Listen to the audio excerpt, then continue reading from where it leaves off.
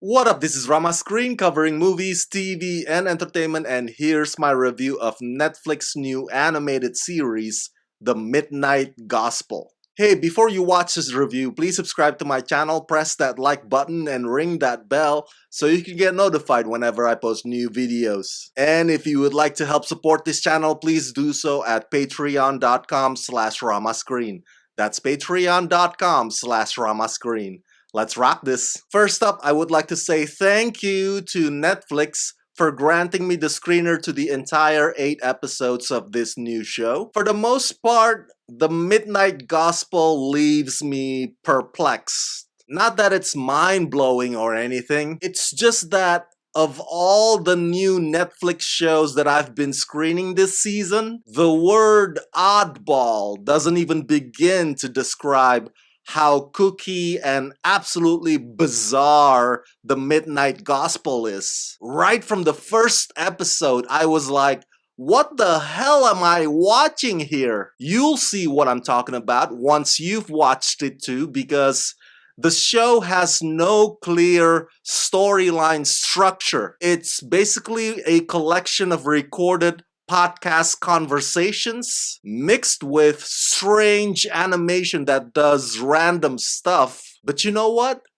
I don't hate it. It takes a bit getting used to, but once I hit 5th or 6th episode, I actually find myself looking forward to the unexpected things that the animation in each episode would do. Because trust me, they will act in ways you would not believe.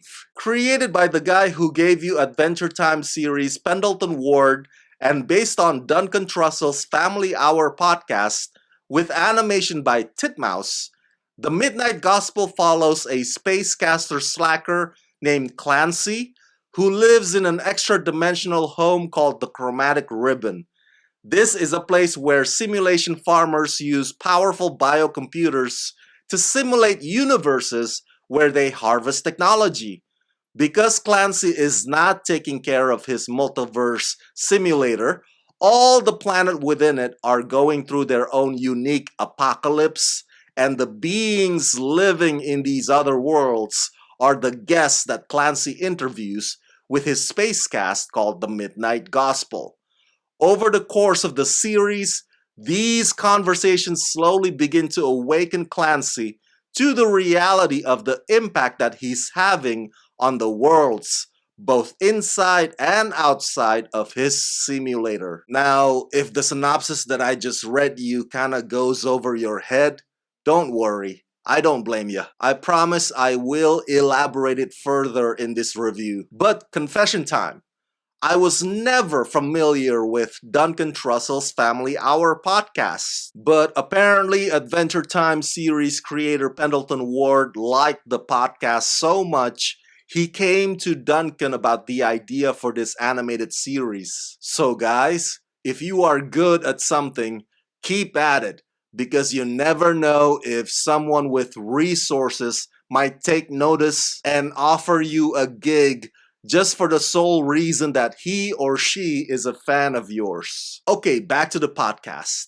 It's kind of like Joe Rogan or Howard Stern. The format is simple. It's an interviewer and the guest, the interviewee. But I think what makes Duncan's particularly unique is that his conversations reach wide into metaphysical, religion, philosophical, existential territories, even discussions about magic and space alien. And he never condescends nor judges his guests. His guests would go on their long rant, and either Duncan pushes back a little or he becomes converted and somewhat agrees with them. But there is no silly topic.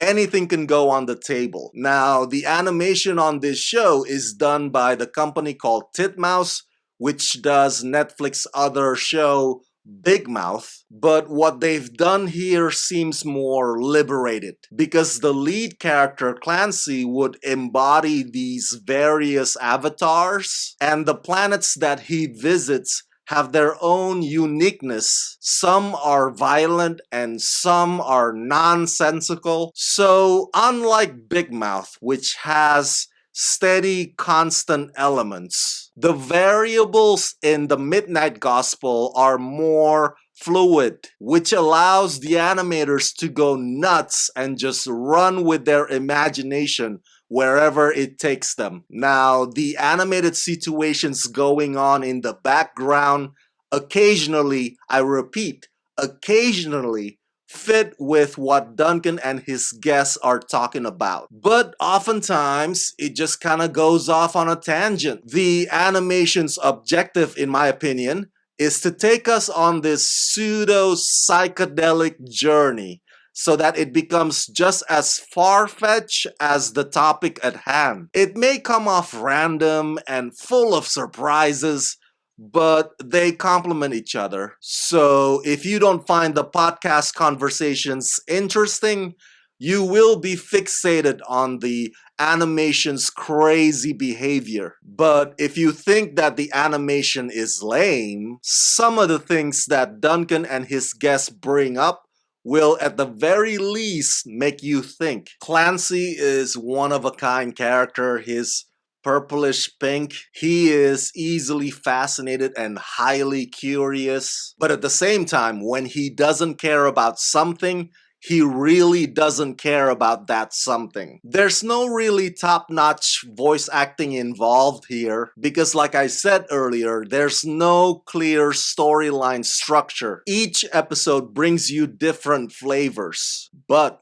is the Midnight Gospel for everyone? No, not at all. Not only is it adult-centric, but it's bizarre as fuck. It will test your patience and it can bore the hell out of you. But if you try to sit through it, your mind might end up pondering on a few things.